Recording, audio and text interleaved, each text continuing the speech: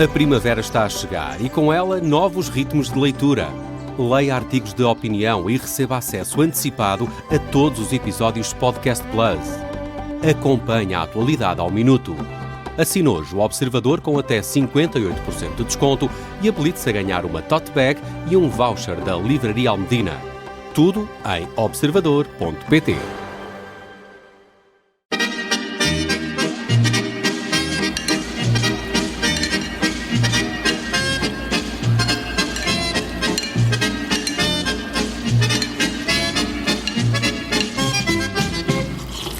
Olá, bem-vindos à Vichy Soares. O meu nome é Miguel Santos Carrapatoso, sou jornalista e editor adjunto de política do Observador. Tenho ao meu lado um dos maiores especialistas do país em tauromaquia, o Miguel Viterbo Dias, e as aficionadas por política, Mariana Lima Cunha e Inês André Figueiredo.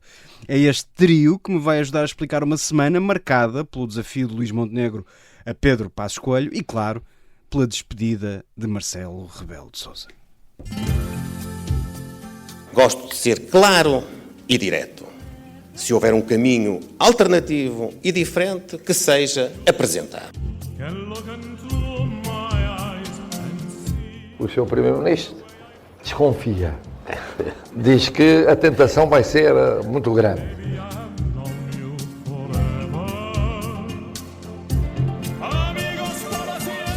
Nos 8 anos antes eu já os defini. Éramos felizes e não sabíamos. Aqui eu definiria, fomos felizes e sabíamos. Nós fomos felizes e fomos eficazes. Será mais estranho, será mesmo um equívoco gigante que sejamos nós a ter dúvidas sobre isto. Porque depois não fica nem carne nem peixe. Mas há que realmente resistir à tentação.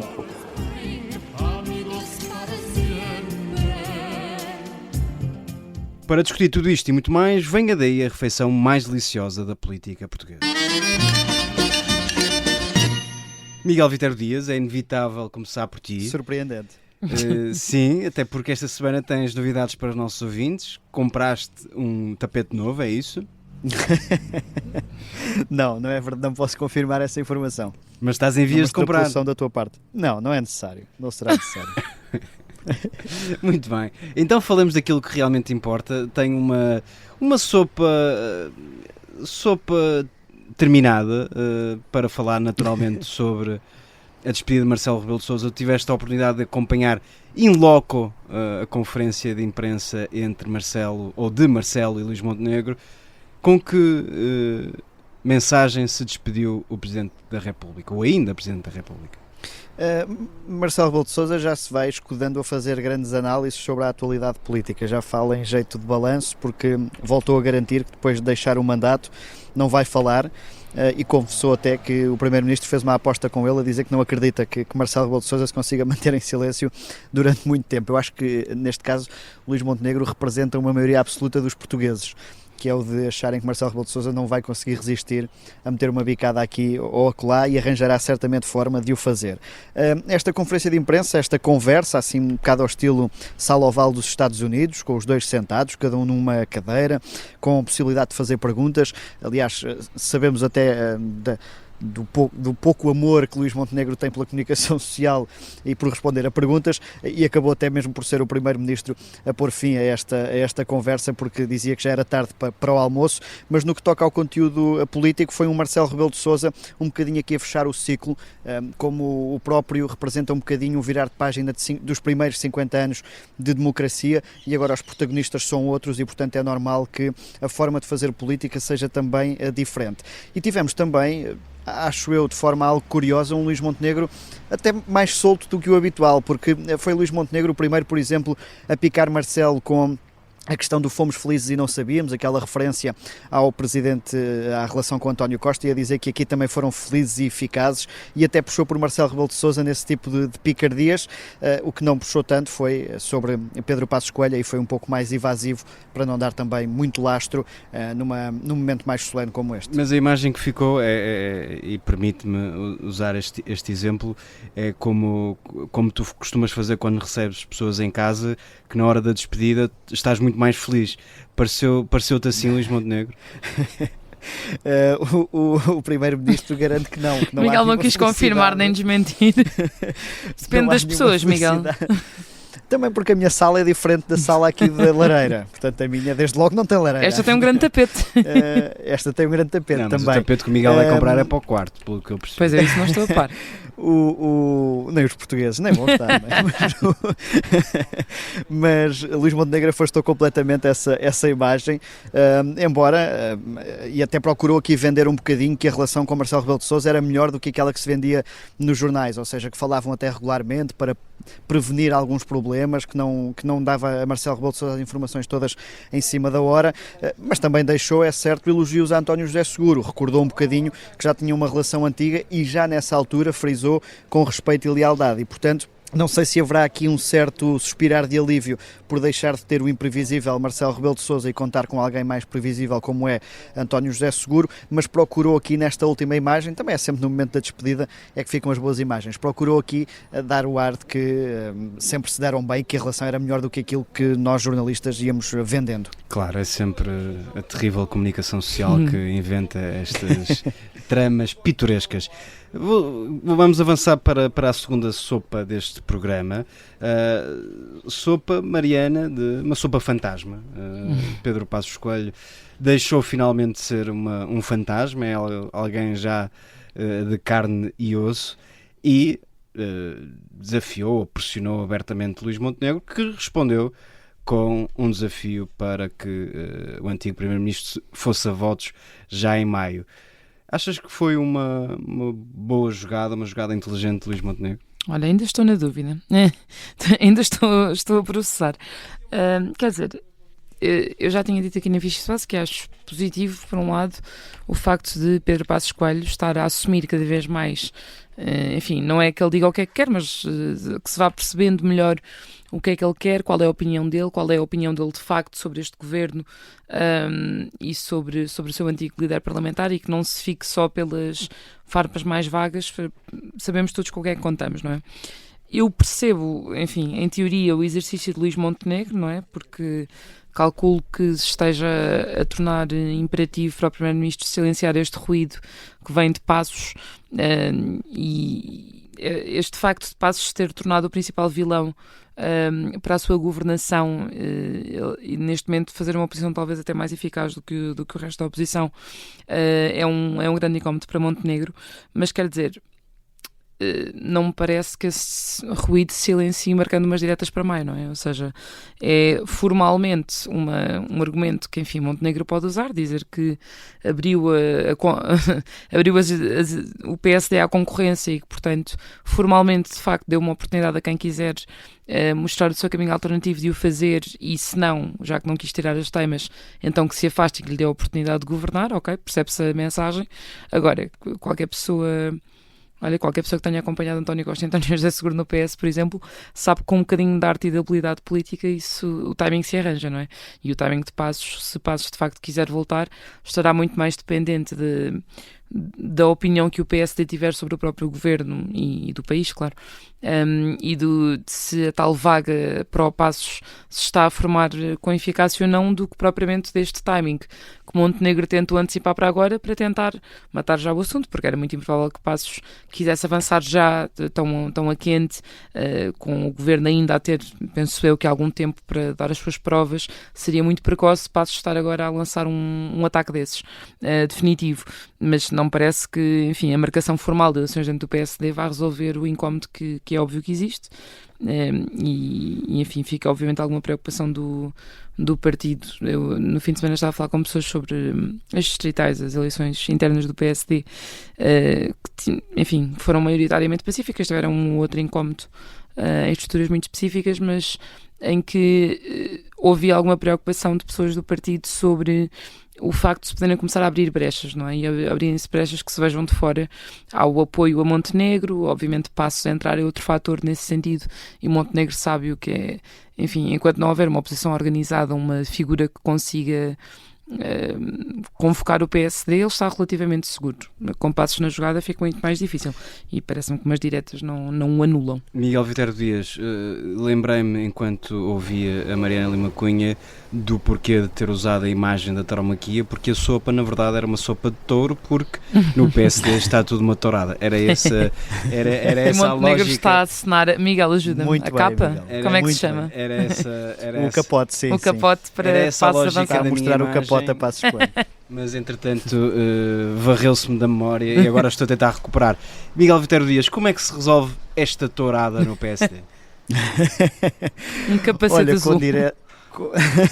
com diretas também estou como a Mariana, não há de ser. As diretas não são o alfa e o ômega da presença ou não de Pedro Passos Coelho no espaço mediático e da credibilidade que terá ou não para criticar este governo. Só para efeitos de há aqui transparência, não estás disponível para avançar para a liderança do PSD, pois não?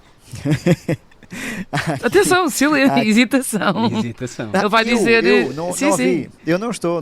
Pensa que Também não isto estaria nunca em se diz nunca em condições formais política. de o fazer. Não estaria em condições formais de o fazer. Mas dizias tu. Agora já não sei o que é que dizia. Estavas Agora a falar perdi-me sobre a com confusão no PSD. Sobre as diretas que- não Certo. resolvem. Né?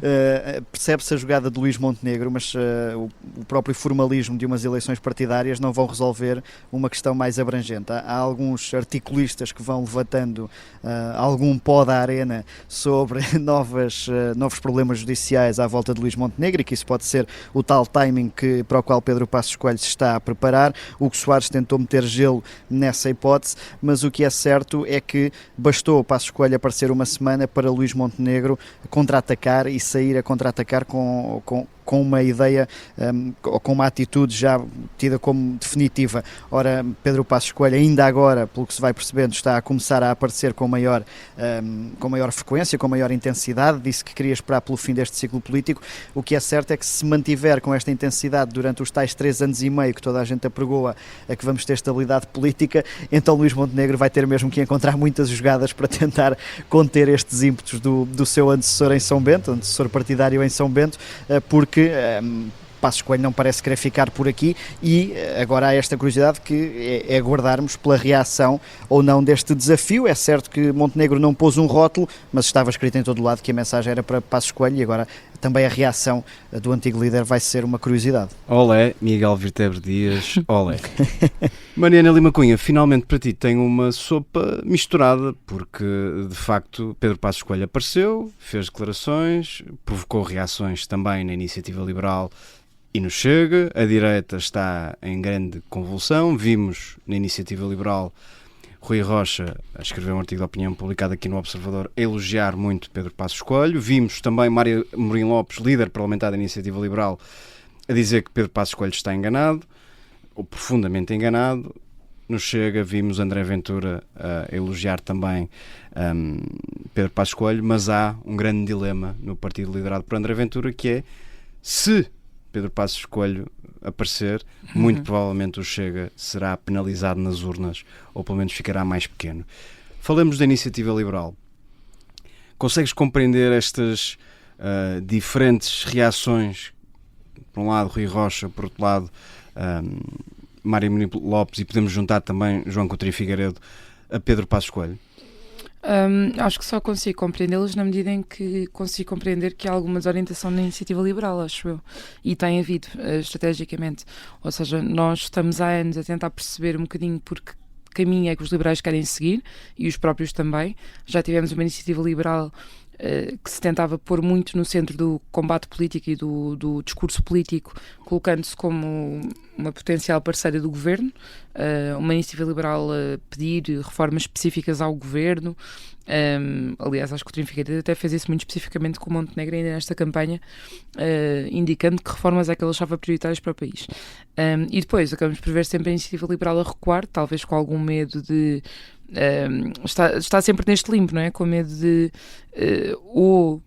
partir para a irrelevância se não colaborar com o governo, ou ser irrelevante, exatamente, se colaborar demasiado com o governo e se eclipsar um bocadinho na sua iniciativa própria. E ultimamente o que tínhamos visto mais era Mariana Leitão a optar pelo segundo caminho, e portanto enfim, tentar distanciar-se. Havia pessoas dentro da IEL que achavam que o partido tinha deixado de radicalizar e que estava demasiado colado às opções de Luís Montenegro, e portanto eu acho que talvez se explique aqui um bocadinho pela desorientação estratégica da Iniciativa Liberal nos últimos anos, a desorientação também em relação ao papel de Pedro Passos Coelho nisto tudo, porque a IEL ainda não decidiu se na verdade quer ser uma parceira deste governo ou não, ou melhor, quando decidiu que não era, mas não consegue decidir. Quando o Mário Amorim Lopes diz que Pedro Passos Coelho não tem razão, é preciso enquadrar isso depois, e aí poderíamos falar do Chega também, não é? E falaremos, sim. Enquadrar em todo o cenário dos complexos apoios parlamentares de que este governo precisaria, e aí de facto aí ele vê-se um bocadinho entalado entre o cenário em que seria parceira, mas também teria possivelmente de estar metida num acordo com o Chega. Porque, e falavas do Chega, André Ventura apareceu, deu uma entrevista onde elogiou muito Pedro Passos Coelho, aliás, como tem feito ao longo da sua afirmação política. Tivemos durante a campanha presidencial Diogo Pacheco Amorim, aqui mesmo nos estúdios do Observador, a assumir que sim, se Pedro Passos Coelho aparecesse, isso seria uma dificuldade para o Chega, mas que para o país seria melhor que assim fosse. Como é que fica o Chega no meio disto tudo? Ou seja, ao mesmo tempo que deseja Pedro Passos Coelho, sabe ou sente que a aparição ou a confirmação de que Pedro Passos Coelho pode de facto aparecer ajudará ou poderá contribuir para a diminuição do partido em termos eleitorais? Sim, acho que André Ventura tem um problema claro, que é, ele pode e tem continuado apelar a Pedro Passos Coelho, a pedir, enfim, a participação política de Pedro Passos Coelho, elogiá-lo, sabendo que assim está a atrair também um setor mais passista do PSD e potencialmente atrair alguns desiludidos do PSD com Luís Montenegro e com as tais reformas que não andam para a frente e etc. Mas sabe que depois, ou seja, Passos parece ser melhor para o Chega, tanto quanto for uma ameaça que anda a pairar no ar, um fantasma sobre Montenegro, e não uma existência real, porque a partir do momento em que for uma existência real é uma ameaça também para o próprio Chega. E aí, como Diogo Pacheco Amorim nos dizia aqui na Vichy Soase, o Chega, já não sei a expressão dele, penso que era, temos de pegar nisto rapidamente, até porque, enfim, o Passos evidentemente seria um problema de crescimento para o Chega, e o próprio Chega tem noção de que é muito difícil prever com quem estaria no PSD num futuro em que o Chega cresça, mas sabe que tem um problema à partida, que é, em princípio, pelo que sabemos até agora, só conseguiria governar tendo maioria absoluta. Se houvesse um Passos Coelho, havia ainda outro problema, que é quando nós olhamos de facto para o que são as tais reformas, a TAP, por exemplo, a reforma laboral, na verdade não cola, a conversa de Passos e do Chega não colam. E quando se define é contra esse tipo de as tais políticas estatizantes que a Iniciativa Liberal muitas vezes fala. Muito bem, a primeira parte da Vichy Soase tem de ficar por aqui. Voltamos dentro de momentos com a entrevista a Vasco Rato.